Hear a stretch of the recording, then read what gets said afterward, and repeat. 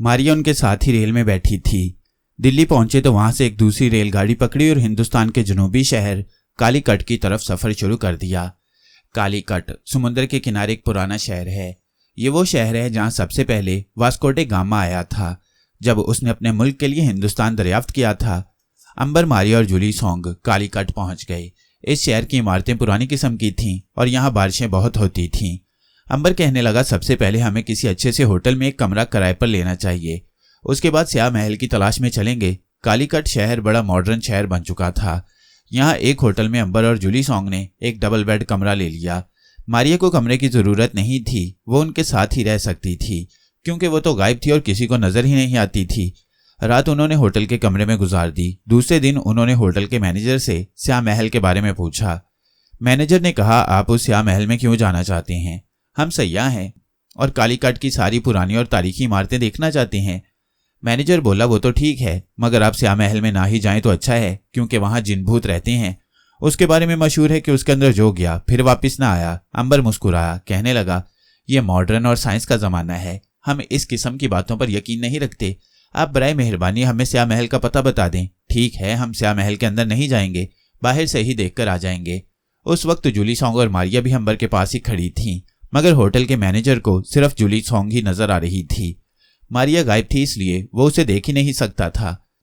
Manager ने कहा, मैं भी आपको यही मशवरा दूंगा कि आप स्याह महल के अंदर ना जाएं और उससे दूर दूर ही रहें। फिर उसने अंबर को स्याह महल का रास्ता बता दिया। अंबर, जूली सॉन्ग और मारिया ने होटल से एक टैक्सी ली और स्याह महल के करीब आ गए। टैक्सी वाले ने दूर ही एक समुद्री चट्टान के पास गाड़ी रोक दी और कहा, साहिब जी, मैं आगे नहीं जाऊंगा, आप यहीं उतर जाएं। मैं स्याह महल के करीब गया तो जिन भूत मुझे चिमट जाएंगे।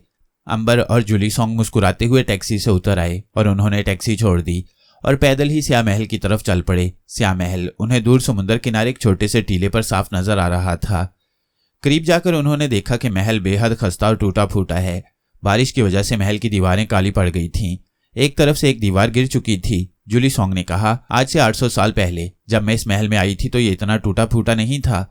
इसी स्याह महल के नीचे एक तय खाना है, वहां थ्यू सॉन्ग और केटी को मैंने छोड़ा था। अंबर कहने लगा, मारिया, तुम इस पुराने महल के अंदर जाओ और कैद खाने में जाकर देखो कि वहां थ्यू सॉन्ग और केटी का कोई सुराग मिलता है कि नहीं, क्योंकि एक बात तो साबित हो चुकी है कि वो वहां नहीं है, क्योंकि उनमें से किसी की खुशबू नहीं आ रही। जूली सॉन्ग ने जल्दी से कहा, अंबर भैया, तुम भूल गई हो कि थ्यू सॉन्ग की याददाश्त खत्म हो चुकी है और केटी तिलिस्म की वजह से छोटी सी बना दी गई है और उन दोनों में से किसी एक की भी खुशबू उनके जिस्मों से नहीं निकल रही। अंबर ने कहा, अरे हाँ, ये तो मैं भूल ही गया था। मारिया कहने लगी, तुम दोनों यहीं ठहरो, मैं स्याह महल के अंदर तय खाने का चक्कर लगाकर आती हूँ। अंबर ने कहा, मारिया, अपना ख्याल रखना। मारिया ये कहकर परवाज कर गई कि फिक्र ना करो। जूली सॉन्ग और अंबर वहीं एक जगह पत्थरों पर बैठ गए। मारिया फिजा में परवाज करती पूरी रात स्याह महल की छत पर आ गई। यहाँ से वो नीचे उतर गई। स्याह महल की सीढ़ियां तंगो तारीख थीं। अंदर मकड़ियों ने जाले बुन रखे थे। नीचे कमरे वीरान पड़े थे। फर्श पर गर्द जमी हुई थी। छतों से जाले लटक रहे थे। एक कोने से चमगादड़ फिड़फिड़ाती हुई उड़ गई। मारिया सोचने लगी कि यहाँ थ्यू सॉन्ग और केटी उसे कहाँ मिलेंगे। वो ऊपर वाले कमरे से नीचे आ गई। यहाँ उसे एक सीढ़ी नीचे तय खाने में उतरती नजर आई। मारिया सीढ़ी उतरकर नीचे आ गई। ये एक अंधेरा तय खाना था जिसका फर्श गीला हो रहा था क्योंकि जमीन में से पानी रिस रिस कर ऊपर आकर जमीन की मिट्टी में जज्ब हो रहा था। मारिया ने आवाज दी, थ्यू सॉन्ग, केटी, क्या तुम यहाँ पर मौजूद हो? मुझे आवाज दो, मैं मारिया हूँ। तहखाने में वही भयानक खामोशी छाई रही। किसी ने कोई जवाब ना दिया। मारिया ने एक बार फिर थ्यू सॉन्ग और केटी का नाम लेकर उन्हें आवाज दी, मगर कोई जवाब ना आया। मारिया समझ गई कि थ्यू सॉन्ग और केटी 800 बरस माजी के जमाने में यहाँ जरूर होंगे, मगर अब वो यहाँ नहीं हैं। वो महल से निकलकर वापस अंबर, जूली सॉन्ग के पास आ गई और उन्हें बताया कि स्याह महल के तय खाने और वीरान कमरे खाली पड़े हैं। वहां ना थ्यू सॉन्ग है और ना ही केटी है। अंबर और जूली सॉन्ग खामोश हो गए। मारिया ने पूछा, अब क्या करना चाहिए? जूली सॉन्ग बोली, इंतजार, हमें इंतजार करना चाहिए। मुझे यकीन है कि यही वो महल है जहां मैंने केटी और थ्यू सॉन्ग को छोड़ा था। वो आज नहीं तो कल यहाँ जरूर जाहिर हो जाएंगे। अंबर ने कहा, जूली सॉन्ग का ख्याल दुरुस्त है, हमें इस शहर में रहकर केटी और थ्यू सॉन्ग की वापसी का इंतजार करना होगा। चलो वापस होटल में चलते हैं। और वो तीनों वहां से अपने होटल की तरफ वापस चल पड़े। अंबर, मारिया और जूली सॉन्ग हिंदुस्तान के शहर कालीकट में ही ठहर गए ताकि वहां रहकर केटी और थ्यू सॉन्ग की वापसी का इंतजार किया जाए। दूसरी तरफ नाग अकेला लाहौर शहर के होटल में ठहरा हुआ था। केटी और थ्यू सॉन्ग, ये दोनों साथी, इस कालीकट शहर के स्याह असेबी महल के अलग अलग तहखानों में मौजूद थे मगर आज से 800 बरस पहले के जमाने में थे। थ्यूसोंग की याददाश्त गायब हो चुकी थी और केटी निचले तहखाने में कैद थी। सांप ने अपनी कुर्बानी देकर जादूगरनी को हलाक कर डाला था। एक दिन तो केटी पर जादू का असर रहा, मगर दूसरे दिन रात के वक्त उस पर जादू का असर खत्म हो गया और वो फिर से बड़ी हो गई। केटी ने खुदा का शुक्र अदा किया और वो कैद खाने से बाहर निकल आई। उसकी ताकत वापस आ चुकी थी, चुनाचे वो कैद खाने का दरवाजा तोड़कर आसानी से बाहर आ गई। दूसरे तहखाने में थ्यूसोंग लेटा हुआ था। उसने दरवाजा टूटने की आवाज सुनी तो भागकर नीचे आया। केटी इस दौरान ऊपर आ चुकी थी। जो ही केटी की नजर थ्यूसोंग पर पड़ी वो रुक गई। वो जानती थी कि थ्यूसोंग अपनी याददाश्त खो चुका है, लेकिन इस ख्याल से कि शायद उसकी याददाश्त वापस आ गई हो, उसने थ्यूसोंग की तरफ गौर से देखा और कहा, थ्यूसोंग, मैं केटी हूं, क्या तुम मुझे नहीं पहचानते? थ्यूसोंग ने केटी को बिल्कुल ना पहचाना। वो सिर्फ इतना जानता था कि केटी कैदी है और वह दरवाजा तोड़कर बाहर निकल आई है। उसने केटी को पकड़ना चाहा। केटी ऊपर वाले कमरे की तरफ भागी। थ्यूसोंग भी उसके पीछे भागा। केटी स्या महल की छत पर आ गई। थ्यूसोंग उसकी तरफ लपका। केटी महल की छत के किनारे पर आ गई। उसने थ्यूसोंग को एक बार फिर याद दिलाने की कोशिश की कि वो थ्यूसोंग है और मैं केटी हूं, मगर थ्यूसोंग को कुछ याद नहीं था। वो केटी को दबोचने के लिए लपका तो केटी ने छत पर से दूसरी तरफ समुद्र में छलांग लगा दी। थ्यूसोंग की ताकत उसके पास नहीं थी। उसने छत पर से चिल्लाकर कहा, तुम भागकर कहाँ जाओगी? मैं तुम्हें जिंदा नहीं छोड़ूंगा, वापिस आ जाओ। मगर केटी समुद्र की लहरों में तैरती दूर चली गई। दूर जाकर वो समुद्र से बाहर निकल आई और रेत पर एक तरफ चलने लगी। चलते चलते वो एक कुएं के पास आकर रुक गई। अचानक केटी को अपने जिन दोस्त का ख्याल आ गया। उसने जिन दोस्त को आवाज दी मगर कोई जवाब ना आया। कुएं के पास एक छोटा सा मंदिर था जिसमें कोई ना था। मंदिर खाली पड़ा था। केटी ने सोचा कि उसे यहाँ छत पर रात बसर करनी चाहिए। दिन निकलेगा तो वो थ्यूसोंग के पास जाकर उसकी याददाश्त वापस लाने की एक बार फिर कोशिश करेगी। केटी मंदिर के अंदर एक कोने में जाकर बैठ गई। दूसरी तरफ थ्यूसोंग भी स्या महल के तहखाने में लेट गया कि दिन के वक्त केटी को तलाश करेगा। जब रात का 1 बजा तो केटी को बाहर इंसानी कदमों की आवाज सुनाई दी। केटी ने मंदिर की खिड़की में से अंधेरे में बाहर देखा। अंधेरा बहुत ज्यादा था, मगर केटी की सारी ताकतें उसके पास वापस आ गई थीं, इसलिए वो अंधेरे में देख सकती थी। उसने देखा कि एक खूबसूरत लड़की घबराई हुई भागी चली आ रही है। उसके बाल खुले थे और ऐसा लग रहा था जैसे उसके पीछे कोई कातिल उसे कत्ल करने के लिए लगा हुआ है। घबराई हुई लड़की मंदिर में दाखिल होकर उसी कोठरी में आ गई जहां पहले से केटी बैठी थी। अंधेरे में उस लड़की को केटी नजर न आई। लड़की ने रोते हुए कहा, ऐ खुदा, मेरी इज्जत बचा ले, मैं मरने को तैयार हूं, मगर इज्जत हाथ से जाने नहीं दूंगी। मेरे खुदा, मेरी मदद कर। केटी उस लड़की को अंधेरे में भी देख रही थी। वो जल्दी से उस लड़की के पास आई और उसके कंधे पर हाथ रख दिया। लड़की घबराकर पीछे हट गई। केटी ने कहा, घबराओ नहीं बहन, मैं तुम्हारी मदद करने आई हूं। लड़की ने रोते हुए कहा, खुदा के लिए मेरी इज्जत बचा लो, वो खूनी बदमाश मेरे पीछे लगा हुआ है। केटी ने लड़की को दिलासा देते हुए कहा, फिक्र न करो, खुदा ही इज्जत बचाने वाला है, मैं तुम्हारी जरूर मदद करूंगी। इतने में बाहर से किसी मर्द के शैतानी कहकहे की आवाज सुनाई दी। मैं जानता हूं तुम मंदिर में छुपी हुई हो, मगर तुम मुझसे बच नहीं सकोगी। बेहतर यही है कि अपने आप बाहर आ जाओ। मैं तुम्हें 1 मिनट की मोहलत देता हूं। अगर तुम 1 मिनट के अंदर बाहर ना आई तो मैं अंदर आकर तुम्हें उठाकर ले जाऊंगा। लड़की ने केटी के हाथ पकड़ लिया और गिड़गिड़ा कर कहा, खुदा के लिए मुझे इस शैतान से बचा लो। केटी ने लड़की के सर पर हाथ रख दिया और कहा, तुम इसी जगह बैठी रहो, मैं बाहर जा रही हूं। ये कहकर केटी मंदिर के बाहर आ गई। बाहर सितारों की धीमी रोशनी में उसने एक ऊंचे लंबे हट्टे कट्टे लंबे लंबे स्याह बालों वाले गुंडे को देखा, जिसके हाथ में तलवार थी। उसकी सुरख आंखों से चिंगारियां फूट रही थीं। केटी उसके सामने जा खड़ी हुई। हट्टे कट्टे गुंडे ने केटी को देखा तो बोला, तुम कौन हो? बिमला कहाँ है? केटी ने कहा, मैं बिमला की बहन हूं। मैं तुम्हें यह कहने आई हूं कि किसी शरीफ लड़की को परेशान करना अच्छी बात नहीं, ये गुनाह है। बेहतर है कि तुम वापस चले जाओ, खुदा तुम्हें माफ कर देगा। गुंडे ने एक कहकहा लगाया और बड़े गुरूर से बोला, तुम कौन होती हो मुझे नसीहत करने वाली? हट जाओ मेरे रास्ते से, वरना मैं बिमला के साथ तुम्हें भी बेइज्जत कर दूंगा। केटी ने एक बार फिर कहा, मैं तुम्हें एक बार फिर कहती हूँ कि वापस चले जाओ और एक शरीफ लड़की को परेशान ना करो। अब तो गुंडे को सख्त गुस्सा आ गया। वो 2 कदम आगे बढ़ा और उसने तलवार वाला हाथ ऊपर उठाया और बोला, अगर तुम मेरे रास्ते से ना हटी तो मैं तुम्हें कत्ल कर दूंगा। केटी ने कहा, इसका मतलब है कि तुम नहीं मानोगे। गुंडे की आंखों से चिंगारियां निकलने लगीं। उसने तैश में आकर तलवार का भरपूर हाथ केटी के कांधे पर मारा। तलवार केटी के जिस्म में खुप गई। केटी ने कोई चीख ना मारी, तलवार उसके जिस्म में खुप गई थी। गुंडा कुछ हैरान सा हुआ कि ये कैसी औरत है कि इस पर तलवार के वार का असर नहीं हुआ। केटी ने अपने जिस्म में से तलवार निकालकर फेंक दी और गुंडे से कहा, तुमने अपनी आंखों से देख लिया कि मुझ पर तुम्हारी तलवार का कोई असर नहीं हुआ, अब मैं वार कर रही हूं। केटी जमीन पर से उछली और गुंडे को पूरी ताकत से दोनों पांव की इतनी जोर से ठोकर यानी किक मारी कि लंबा चौड़ा मजबूत जिस्म वाला गुंडा दोहरा होकर दीवार के साथ टकराया और फिर ऐसा जमीन पर गिरा कि फिर न उठ सका। केटी के भरपूर वार को वो भला कैसे बर्दाश्त कर सकता था। केटी ने गुंडे की लाश को देखा। वो मर चुका था और उसकी कमर की हड्डी 4-5 जगहों से टूट गई थी। केटी ने लड़की को कोठरी से बुलाकर गुंडे की लाश दिखाई और कहा, खुदा ने तुम्हारी इज्जत बचा ली है बिमला।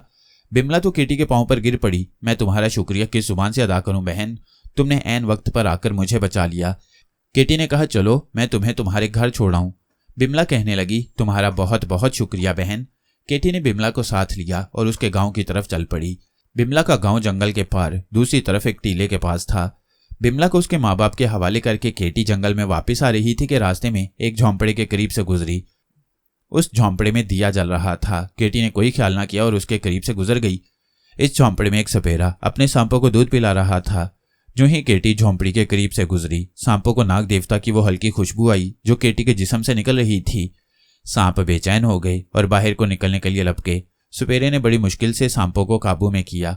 वह समझ गया कि बाहर जरूर कोई ऐसा इंसान गुजरा है जिसके जिस्म से नाग देवता की खुशबू आ रही है। सपेरा जानता था कि सांप सिर्फ नाग देवता की खुशबू से ही बेताब होते हैं। सपेरे ने सांपों को पटारी में बंद कर दिया और खुद झोंपड़ी से बाहर निकल आया। अंधेरे में उसे एक इंसानी साया दरख्तों की तरफ जाता नजर आया।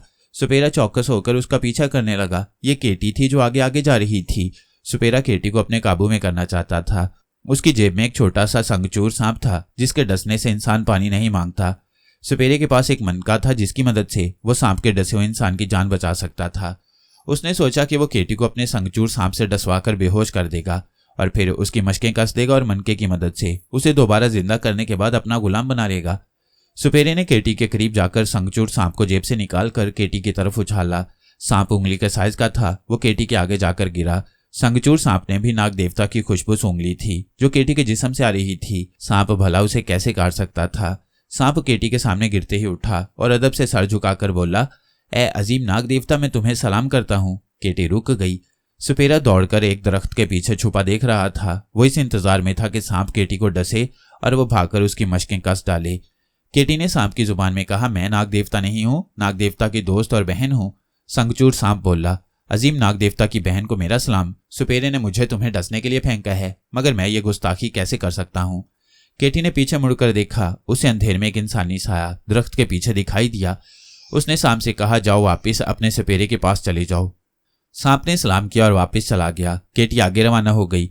जब सपेरे ने देखा कि सांप केटी को डसे बगैर वापस आ गया है तो समझ गया कि नाग देवता की खुशबू का इस छोटे संगचूर सांप पर भी असर हो गया है। उसने सांप को उठाकर अपनी जेब में डाल लिया और केटी का ताकुब करने लगा। अब वो उसे जिंदा पकड़ना चाहता था। उसका ख्याल था कि केटी महज एक कमजोर औरत है और वो बहुत जल्द उसके काबू में आ जाएगी।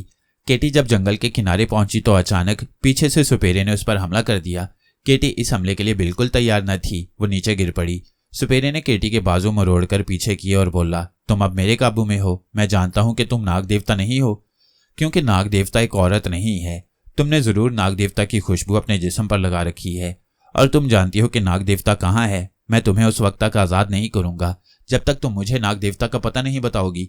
केटी नहीं चाहती थी कि सपेरे की जान ले। उसने बड़े इखलाक से कहा, मुझे छोड़ दो, मैं नहीं जानती कि नाग देवता कहाँ है। सपेरा बोला, तुम बकवास करती हो, तुम्हारे जिस्म से नाग देवता की खुशबू कैसे आ रही है। केटी ने कहा, इसलिए कि मैं नाग देवता की बहन हूँ। सपेरे ने कहकहा लगाया, ये तुम्हारा एक और झूठ है। चलो मैं मान लेता हूं कि तुम नाग देवता की बहन हो, फिर मुझे बताओ कि नाग देवता कहाँ है। केटी ने बड़े सुकून से कहा, तुम्हारे लिए बेहतर यही है कि मेरा बाजू छोड़ दो। मैं बड़ी आसानी से अपना बाजू छुड़वा सकती हूँ, मगर मैं तुम्हें मौका देना चाहती हूँ कि तुम खुद मेरा बाजू छोड़ दो और मुझसे मुआफी मांगो क्योंकि तुमने एक खातून की बेइज्जती की है। सपेरे ने एक और कहकहा लगाया और बोला, देखता हूँ तुम्हें मुझसे कौन बचाता है। सांप सपेरे की जेब में तड़प उठा। उसने जेब के अंदर ही सपेरे को डस लिया। सपेरे को जब मालूम हुआ कि सांप ने उसे डस लिया है तो उसने जल्दी से मनका अपने मुंह में रख लिया, जिससे सांप के जहर का असर ज़ाइल हो गया। मगर अब केटी के सब्र का पैमाना लबरेज हो चुका था। उसने एक हल्का सा झटका देकर अपने दोनों बाजू सपेरे की गिरफ्त से छुड़ा लिए और फिर सपेरे को गर्दन से पकड़कर ऊपर को उछाला। सपेरे का जिस्म गेंद की तरह एकदम जमीन से उछला और ऊपर दरख्त की टहनी से टकराकर नीचे गिर पड़ा। सपेरे का सर फट गया और खून का फवारा उछल पड़ा। सांप उसकी जेब से बाहर निकल आया। केटी ने सांप से कहा, सपेरे के मुंह से मनका निकाल लाओ। संगचूर सांप तेजी से सपेरे के मुंह में घुस गया और मनका निकालकर बाहर फेंक दिया। मनके के बाहर निकलते ही सपेरे का जिस्म सब्ज हो गया और फिर पानी बनकर बहने लगा। केटी ने सांप से कहा, मैं स्या महल की तरफ जा रही हूँ। इस बदमाश को अपने गुनाह की सजा मिल गई, तुम वापस झोंपड़ी में चले जाओ। शंखचूड़ सांप ने कहा, नाग देवता की अजीम बहन, मेरे दूसरे सांप तुम्हें देखने को बेताब हैं, क्या तुम उनसे नहीं मिलोगी? केटी ने सोचा कि उसे कोई काम तो है नहीं, चलो इन सांपों से ही मुलाकात कर लेती हूँ, सांप भी खुश हो जाएंगे। केटी ने शंखचूड़ सांप से कहा, चलो मैं सांपों से मिल लेती हूँ। शंखचूड़ सांप बड़ा खुश हुआ और केटी को लेकर झोंपड़े में आ गया। झोंपड़े में 2 पटारे थे, दोनों में सांप बंद थे और बाहर निकलने को बेचैन थे। उन्हें नाग देवता की हल्की खुशबू आ रही थी। केटी ने सांपों की पटारियां खोल दी, उनमें से 6 सांप बाहर निकल आए। बाहर निकलते ही उन्होंने बड़े अदब से केटी को सलाम किया। केटी ने मुस्कुरा कर कहा, तुम्हें मेरे जिस्म से इसलिए नाग देवता की खुशबू आ रही है कि मैं नाग देवता की बहन हूँ। सांपों ने कहा कि हमें नाग देवता की बहन से मिलकर बड़ी खुशी हुई है। एक नीले सांप ने कहा, अजीम नाग देवता की बहन, हम तुम्हारी क्या खिदमत कर सकते हैं? केटी ने कहा, तुम मेरे लिए कुछ नहीं कर सकते, बस तुमसे मिल लिया खुशी हो गई, अब मैं चलती हूँ। एक बूढ़े सांप ने सर उठाकर कहा, बेटी अगर तुम्हें कोई परेशानी हो तो मुझे बताओ, शायद मैं तुम्हारे कोई काम आ सकूं। केटी ने बूढ़े सांप की तरफ देखा, फिर पूछा, तुम मेरी क्या खिदमत कर सकोगे? बूढ़ा सांप बोला, तुम बताओ तो सही बेटी। केटी ने कहा, तो फिर सुनो, यहाँ करीब ही एक स्या आसेबी महल है, वहां मेरा और नाग देवता का एक भाई ऐसी हालत में पड़ा है कि जादू की वजह से उसकी याददाश्त गायब हो चुकी है। क्या तुम्हारे पास कोई ऐसा तरीका है कि मेरे भाई थ्यूसोंग की याददाश्त वापिस आ जाए? बूढ़ा सांप खामोशी से केटी की तरफ देखता रहा, फिर बोला, बेटी ये तो बड़ी मामूली बात है, मेरे जहर में यह तासीर है कि वो दिमाग की खुलियों को वापस अपनी असली हालत पर ले आता है। चलो तुम मुझे अपने भाई थ्यूसोंग के पास ले चलो। केटी ने कहा, लेकिन वो तुम्हें अपने करीब नहीं आने देगा, अगर उसने तुम्हें देख लिया तो हो सकता है वो तुम्हें मार डाले। बूढ़ा सांप कहने लगा, ये काम मेरा है बेटी, तुम ये मुझ पर छोड़ दो और मुझे थ्यूसोंग के पास ले चलो। केटी ने बूढ़े सांप को उठाकर अपनी गर्दन में डाला और स्या महल की तरफ रवाना हो गई। रात उसी तरह काली थी। जंगल से निकलकर केटी ने बूढ़े सांप को दूर टीले के पास स्या महल दिखाया और कहा, इस महल के अंदर तय खाने में थ्यूसोंग मौजूद है। उसके जिस्म से नाग देवता की खुशबू नहीं आ रही, लेकिन उसकी याददाश्त गायब है और उसकी ताकत भी खत्म हो चुकी है। बूढ़े सांप ने कहा, बेटी तुम मुझे उसका हुलिया बता दो, बाकी सारा काम मैं खुद कर लूंगा। केटी ने बूढ़े सांप को थ्यूसोंग का हुलिया बताया और सांप को छोड़ दिया। बूढ़ा सांप तेजी से घास में रेंगता स्या महल की ड्योढ़ी में पहुंच गया। ड्योढ़ी में अंधेरा था, लेकिन सांप को अंधेरे में भी नजर आता था। बूढ़े सांप ने जुबान बाहर निकालकर फिजा में सूंघा, उसे एक तरफ से इंसानी जिस्म की बू आती महसूस हुई। बूढ़ा सांप उसी तरफ रेंगने लगा। उस वक्त थ्यूसोंग अपने तहखाने में तख्त पर लेटा था। इतने में सांप तहखाने में दाखिल हो गया। थ्यूसोंग को कुछ पता न चला, वो उसी तरह तख्त पर लेटा रहा। सांप ने थ्यूसोंग को अंधेरे में पहचान लिया था कि यही थ्यूसोंग है। सांप अंधेरे में रेंगता हुआ तख्त के करीब आ गया। वह थ्यूसोंग के पांव की तरफ था। सांप ने आहिस्ता से अपना मुंह पर उठाया और फन खोल लिया। फन के खुलते ही उसने तेजी से थ्यूसोंग के पांव पर डस लिया। थ्यूसोंग बिजली की तरह तड़प कर उठा। वह समझ गया कि उसे सांप ने काट लिया है। वह सांप को तलाश करने लगा, मगर बूढ़ा सांप तहखाने से निकल चुका था। थ्यूसोंग बाहर को भागा कि सांप को हलाक करे। बाहर आते ही उस पर जहर ने असर करना शुरू कर दिया। थ्यूसोंग रुक गया। उसने अपना सर पकड़ लिया। उसका सर चकराने लगा था। वो बैठ गया। उसके सर के चक्कर गायब हो गए। सांप के जहर ने थ्यूसोंग के दिमाग की खुलियों को दोबारा उसकी पहले वाली हालत दे दी थी। उसकी याददाश्त वापिस आ गई। याददाश्त के वापिस आते ही उसे सबसे पहले जो खुशबू आई वो केटी की थी। थ्यूसोंग दौड़कर महल से बाहर निकल आया। केटी स्या महल के सामने एक पत्थर के पीछे बैठी स्या महल की तरफ देख रही थी। जो ही उसने थ्यूसोंग को बाहर निकलते देखा तो उठकर खड़ी हो गई। याददाश्त के वापिस आते ही उसकी सारी ताकत भी वापिस आ गई थी। उसने अंधेरे में भी केटी को पहचान लिया। उसने आवाज दी, केटी बहन, मैं थ्यूसोंग हूँ। केटी भागकर थ्यूसोंग के पास गई। थ्यूसोंग बोला, मुझे क्या हो गया था केटी? केटी ने कहा, यह बड़ी लंबी कहानी है। बहरहाल तुम्हारी याददाश्त गुम हो गई थी। खुदा का शुक्र है कि तुम्हारी याददाश्त वापिस आ गई। इतने में बूढ़ा सांप भी सामने आ गया। थ्यूसोंग ने कहा, इस सांप ने मुझे काटा था। केटी ने कहा, इसी के काटने की वजह से तुम्हारी याददाश्त वापिस आई है। हमें इसका शुक्र अदा करना चाहिए। सांप बोला, तुम नाग देवता के भाई और दोस्त हो। तुम्हारी मदद करना मेरा फर्ज था, जो मैंने अदा कर दिया। थ्यूसोंग बोला, केटी, अंबरनाग मारिया और जूलीसोंग का कुछ पता चला कि वो कहाँ हैं? केटी कहने लगी, नहीं थ्यूसोंग, उनका कुछ पता नहीं। उनकी खुशबू भी तो किसी तरफ से नहीं आ रही। थ्यूसोंग ने सांप की तरफ देखा और कहा, ए बुजुर्ग सांप, क्या तुम अपने तजुर्बे की वजह से बता सकते हो कि नाग देवता इस वक्त कहाँ होगा? बूढ़ा सांप बोला, मुझे तुम दोनों में से नाग देवता की धीमी धीमी खुशबू आ रही है, मगर मैं ये नहीं जानता कि नाग देवता खुद कहाँ है। केटी और थ्यूसोंग वहीं बैठ गई। केटी ने गहरा सांस भरकर कहा, नाग देवता से बिछड़े एक मुद्दत हो गई है। कुछ मालूम नहीं कि वो कहाँ है और किस हाल में है। काश हमें कोई उनके बारे में बता सकता।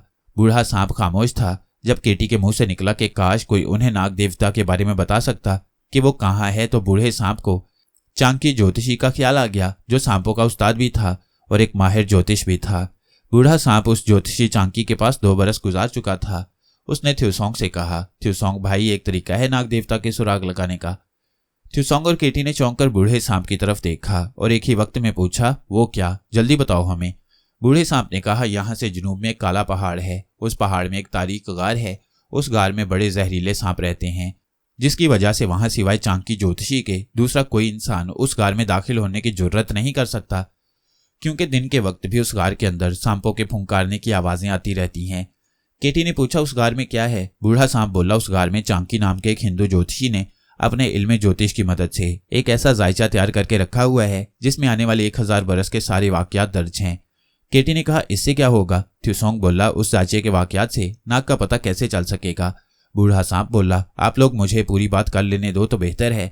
मैं कह रहा था कि उस जायचे के अंदर आने वाले 1000 बरस के सारे वाकयात इशारों की जुबान में लिखे हुए हैं।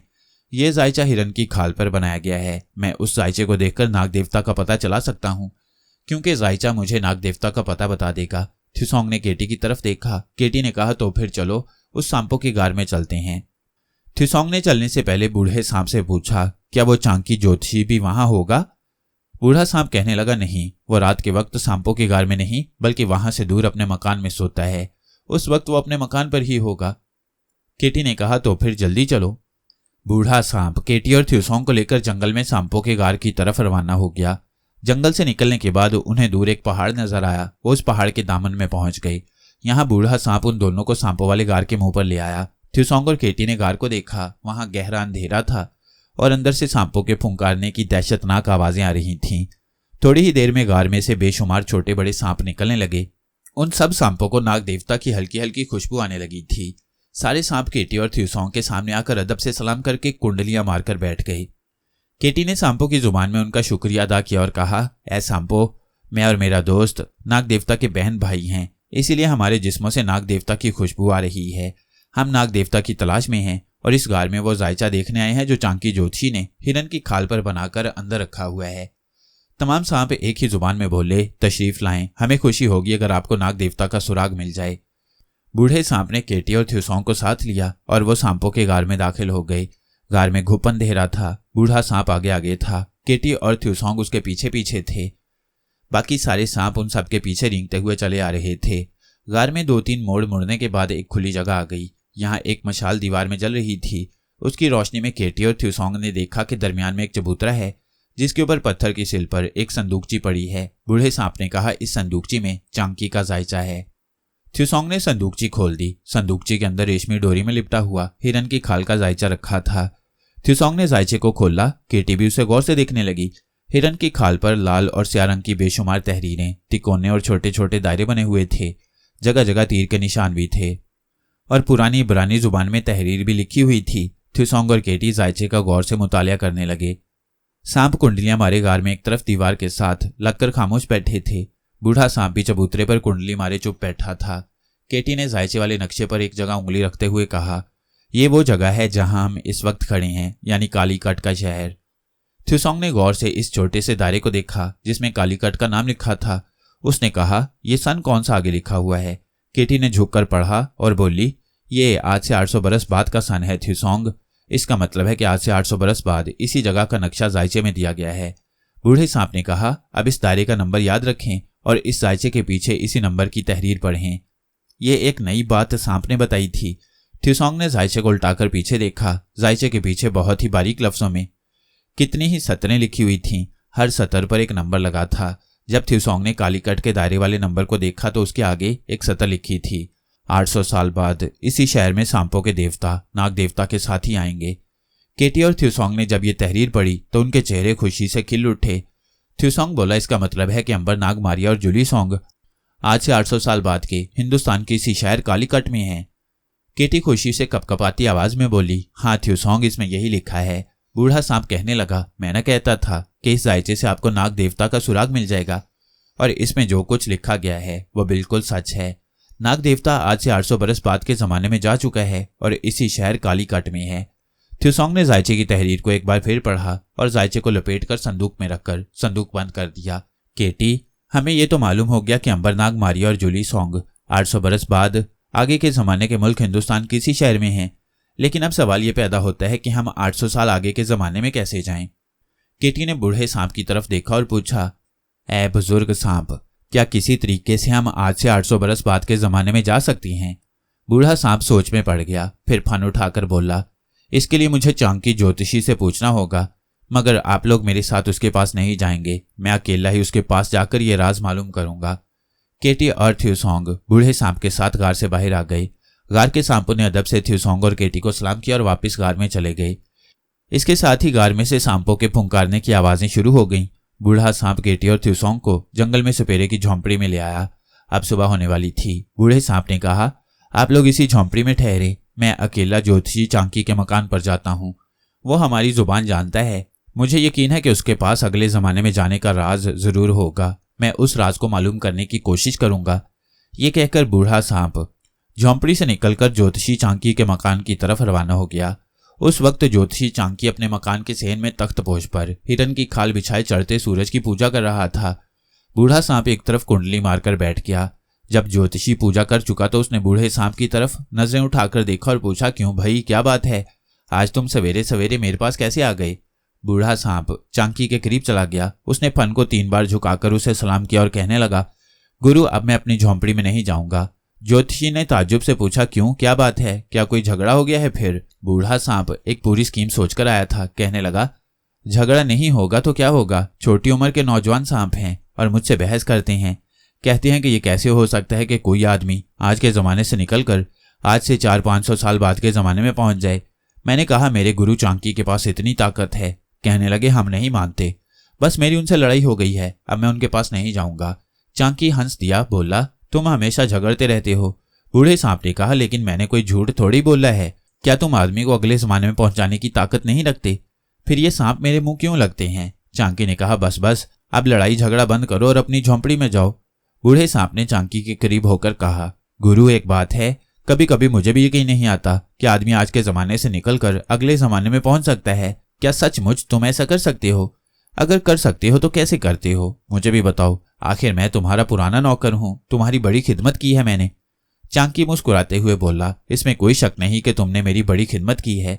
अच्छा, जरा ठहरो, मैं तुम्हें आज ये राज भी बता दूंगा, मगर किसी के आगे इसका जिक्र तो नहीं करोगे? बूढ़े सांप ने कहा, बिल्कुल नहीं गुरु, मैं किसी से भला जिक्र क्यों करने लगा? तुम्हारे कई राज अभी तक मेरे सीने में बंद पड़े हैं।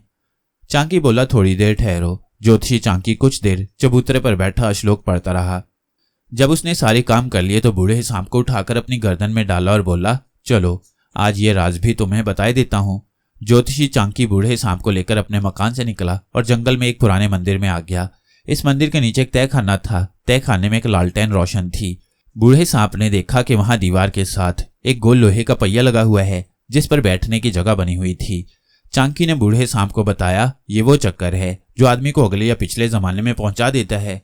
ये देखो, दीवार पर अगले और पिछले जमाने के सन लिखे हुए हैं। आदमी को जिस जमाने में जाना हो, मैं उस सुई को उस जमाने के सन पर कर देता हूँ और फिर चक्कर को घुमाता हूँ।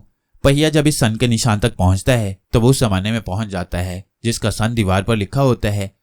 क्या तुम किसी जमाने में जाना चाहते हो? बूढ़े सांप को जो कुछ मालूम करना था उसे वो मालूम हो गया था। जल्दी से बोला, गुरु, मैं तो सारी उम्र तुम्हारी खिदमत में ही रहना चाहता हूँ, मैं तुम्हें छोड़कर क्यों जाऊं? चांकी ने कहा, अब तो तुम्हें यकीन आ गया कि मैं ये राज जानता हूँ, अब किसी के सामने इसका जिक्र न करना। सांप ने कहा, मैं क्यों किसी से जिक्र करूं? अब मुझे यकीन हो गया है कि तुम इस दुनिया के सबसे बड़े लायक गुरु हो, तुम्हारा कहीं कोई मुकाबला नहीं है। चांकी बूढ़े सांप को लेकर वापस अपने मकान पर आ गया। बूढ़े सांप ने इजाजत ली और वापस अपनी झोंपड़ी की तरफ चल पड़ा। झोंपड़ी में थ्यूसोंग और केटी उसका बेचैनी से इंतजार कर रहे थे।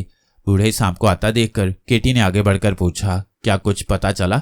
बूढ़ा सांप कहने लगा, सब पता चल गया है, मेरे साथ आओ। वो झोंपड़ी से निकले और जंगल में आ गए। यहाँ बूढ़े सांप ने थ्यूसोंग और केटी को बताया कि उसे अगले जमाने में जाने का राज मालूम हो गया है।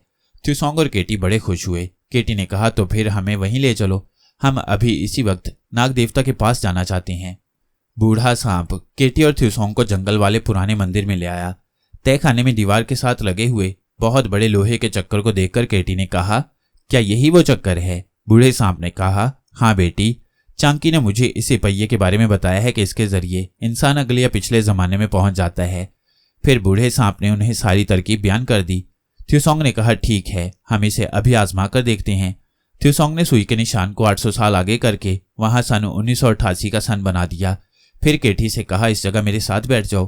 केटी और थ्यूसोंग पहिए में बनी हुई सीट पर बैठ गए।